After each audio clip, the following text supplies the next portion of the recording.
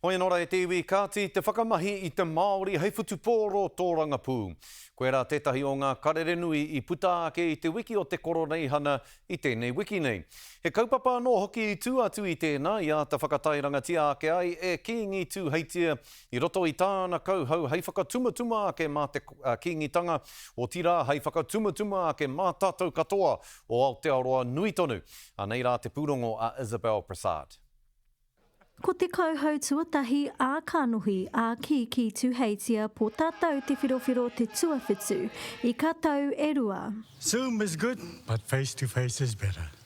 Ko te kōwhiori te pakaka me te āhuaraki ētahi o kā kaupapa matua. As kaitiaki, we have a responsibility to use mātauranga to protect the life force of te moana nui ākiwa. Ko ka tika ki te awa o Waikato tētahi anō kaupapa nui. Waikato will always be part of the kingitanga. It is who we are. We are prepared to share our taonga for the well-being of all. But it must be done on our terms. He kare ko te kāwana takirua te tōraka pū ka take nui I kauhautia ki tōna koroneihana. Aha kua te kaupapa, aha kua ko te co-governance tērā e kororihi ana hau, e whakapai nei a hau ki ngā Pākehā. E kore rawa te iwi Māori e ngoi kore ki te pawhai mō a tātou tika, mō a tātou tūmanako I o ati tia I raro I te triti o Waitangi. Me te karere matua a te kiki kia kaua ka kaupapa Māori e whakamahia noa hai paika tōraka pū.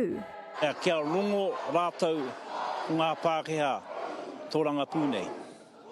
E pakari ana te ao Māori.